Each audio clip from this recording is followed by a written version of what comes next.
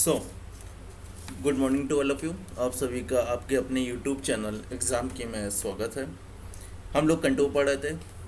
Contour में अब तक हम लोगों ने कंटूर क्या होता है, उसका यूज़ क्या है, कंटूर इंटरवल क्या होता है, हॉरिजॉन्टल इक्विवेलेंट क्या होता है, मेथड ऑफ कंटूरिंग में डायरेक्ट मेथड, इनडायरेक्ट मेथड में बाय स्क्वायर मेथड, ये सब अब तक हम लोग ने पढ़ लिया है। आज हम लोग जो पढ़ने जा रहे हैं वो मेथड ऑफ कंटूरिंग में इनडायरेक्ट मेथड में इनडायरेक्ट मेथड में अपना सेकंड मेथड जो हमारा था बाय क्रॉस सेक्शन मेथड पढ़ने जा रहे हैं। बाय क्रॉस सेक्शन मेथड, तो चलिए देखते हैं कि बाय क्रॉस सेक्शन मेथड में क्या होता है। सबसे पहले हम इसको पढ़ने पहले एक बार कंटूर क्या होता है ये देख लेते हैं कि कंटूर एक समान इक्वल एलिवेशन को मिलाने वाली एक इमेजिनरी लाइन को कंटूर कहते हैं, ठीक है ना।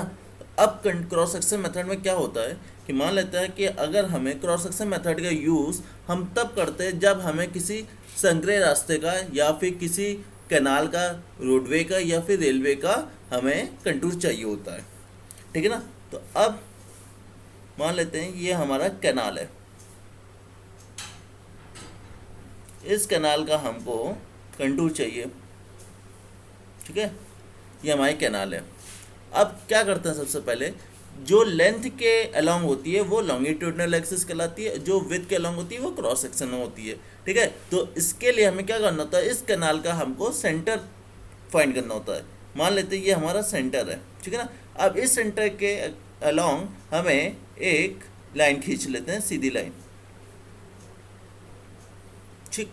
अब ये सेंटर हो गया। अब इसके अलोंग हम लोग जो विथ होती है, मतलब चौड़ाई होती है, चौड़ाई के अलोंग हम लोग 10 मीटर, 20 मीटर या 30 मीटर में के इंटरवल पे हम लोग कुछ लाइन सीधी खींच लेते हैं।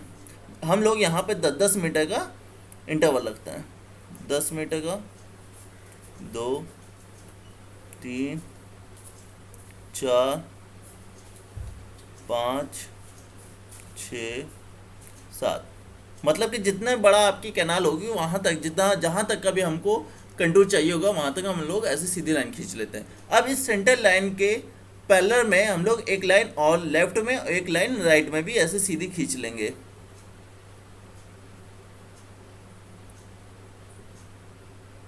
ये लाइन हम लोग सीधी खींच लेंगे, ठीक है। अब इन सबका हम लोग नाम दे देते हैं। मान लीजिए सेंटर, तो सेंटर का C1, C2, C3, C4, C5, C6, C7, C8। इसी तरह यहाँ पे हम लोग नाम दे देते हैं A1, A2, A3, A4, A5 so on, ठीक है। इसको नाम दे देते हैं A2, A1 हो गया तो इसको नाम देते हैं हम लोग B1, ठीक है। B1, B2, B3, आप अपने अनुसार इसको नाम दे सकते हैं, B5 एंड सो ऑन। इधर हम लोग दे देते हैं D1, D2, D3, D4 और ये E1, E2, E3, E4। इस तरह हम लोग आगे नाम देते जाएंगे। अब क्या करना होता है इसमें हमें कि ये हमारा डंपी लेवल होता है, ठीक है। ये डंपी लेवल है और यहाँ कहीं हमको बेंचमार्क गिवन है, ठीक है। मान लीजिए बेंचमार्क हमको 100 का गिवन है। अब यहाँ पे स्टॉप लगा के हम लोग इसकी बैक साइड रीडिंग ले लेते हैं। यहाँ पे बैक साइड रीडिंग आई मान लीजिए 2.00 मीटर, ठीक है। तो हमें हाइट ऑफ इंस्ट्रूमेंट निकालने का क्या फॉर्मूला था। हाइट ऑफ इंस्ट्रूमेंट हम लोग कैसे निकालते हैं, बेंचमार्क में ऐड कर देते हैं बैक साइड डिस्टेंस। तो बेंचमार्क हमें 100 गिवन है, प्लस 2 कर देंगे, यहाँ से हमें हाइट ऑफ इंस्ट्रूमेंट निकल आएगी 102। अब क्या होगा, जब हमें बैक साइड निकल आएगी तो इसी डंपी लेवल से हमें हर इस पॉइंट पे हम लोग यहाँ पे पेग लगा देते हैं, ठीक है। जैसा हम लोग ने स्क्वायर मेथड में किया तो वही सेम चीज़ यहाँ पे भी करेंगे। सारे पॉइंट में हम लोग पेग लगा देंगे। अब इन पेगों का हमको रिड्यूस लेवल फाइंड करना है। इन सारे पेगों का हमको रिड्यूस लेवल फाइंड करना होता है। तो रिड्यूस लेवल फाइंड करने के लिए क्या करते हैं, कि हर सारे पैग में हम लोग अपना स्टाफ लगाएंगे और सर्वेयर स्टाफ पे फोर साइड रीडिंग लेता है। फोर साइड रीडिंग लेके हम लोग वहाँ से उसका रिड्यूस लेवल फाइंड कर लेते हैं। ठीक है, तो रिड्यूस लेवल फाइंड करने का क्या फॉर्मूला होता है?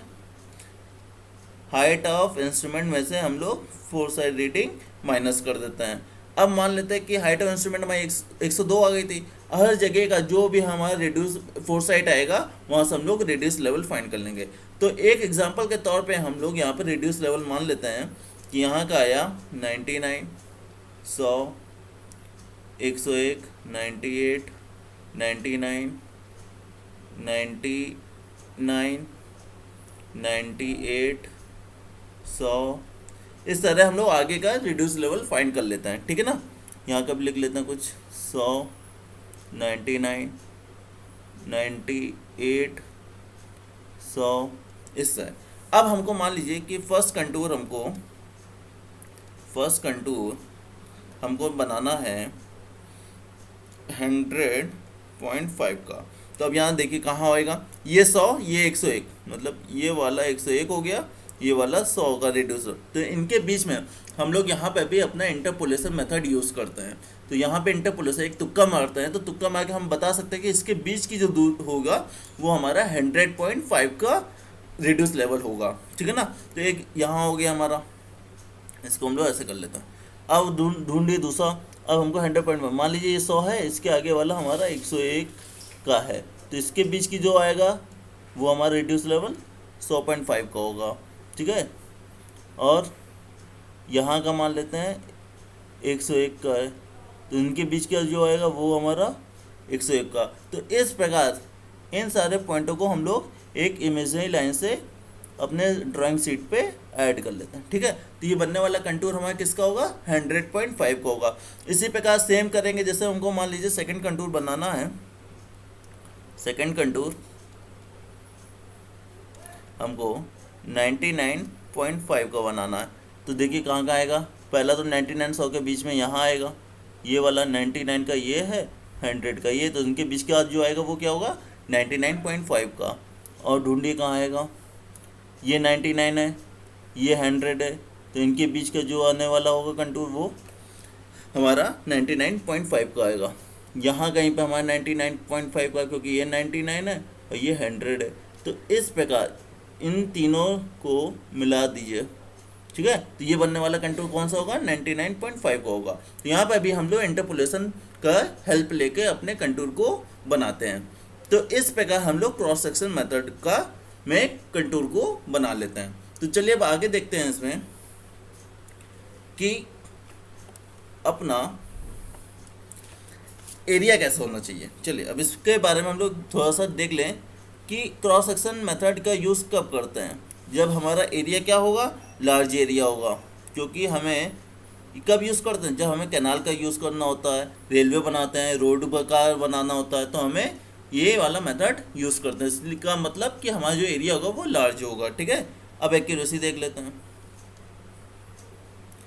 एक्यूरेसी, इसकी एक्यूरेसी कैसे होगी? क्योंकि इसमें भी हम लोग ने इंटरपोलेशन मेथड का यूज़ किया है, तो इसकी जो एक्यूरेसी होगी वो लो होगी, क्योंकि हम लोग तुक्का मार के अपना रिड्यूस लेवल फाइंड कर रहे हैं। तो जो एक्यूरेसी होगी वो हमारी लो होगी, लो एक्यूरेसी।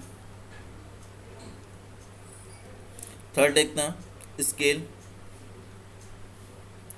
जब हमारा एरिया बड़ा है तो बनने वाली जो स्केल होगा, स्केल हम कैसा लेंगे? स्मॉल स्केल लेंगे। स्मॉल स्केल लेते हैं ना लार्ज एरिया में तो। ठीक है, नेक्स्ट टाइम देखें, टाइम कितना लगेगा? भाई देखिए, जब हम लोग अपना इंटरपोलेशन मेथड यूज़ करते हैं, तुक्का मारते हैं, तो तुक्का तो हम लोग बिना मेहनत के मार लेते हैं, तो इसलिए जो टाइम होगा वो हमारा लेस टाइम हो जाएगा, टाइम कम लगेगा as comparison to direct method, less time. Cost, cost कितना लगेगा? वो भी लेस लगेगा, लेस कॉस्ट होगी। लेकिन लेस कॉस्ट किसके कंपैरिजन में? डायरेक्ट मेथड के कंपैरिजन में जो कॉस्ट आएगी हमारी वो कम आएगी। ठीक है, कंटूर इंटरवल कैसे लेते हैं? कंटूर इंटरवल, तो इसमें जो कंटूर इंटरवल होता है, क्योंकि बड़ा एरिया है हमारा, लार्ज एरिया, तो लार्ज एरिया को कैसे करेंगे हम लोग? लार्ज कंटूर इंटरवल लेके। तो लार्ज कंटूर इंटरवल, तो इस प्रकार हम लोग ने इसके सारे टॉपिक भी देख लिए कि इसका एरिया कैसा होगा, इसका टाइम क्या लगेगा। इस प्रकार हमने सारे टॉपिक यहाँ पे हम लोग ने क्रॉस सेक्शन मेथड के देख लिए। तो आई होप गाइस कि आपको बाई क्रॉस सेक्शन मेथड भी अच्छे से समझ में आ गया होगा। अगर आपको ये वीडियो हमारा अच्छा लगा हो तो आप इस वीडियो को लाइक करें, अपने दोस्तों के साथ शेयर करें, और अगर आप हमारे इस यूट्यूब चैनल में नए हैं तो आप इसे सब्सक्राइब कर लें ताकि आपको आगे आने वाली कोई भी नोटिफिकेशन तुरंत मिल सके। जय हिंद।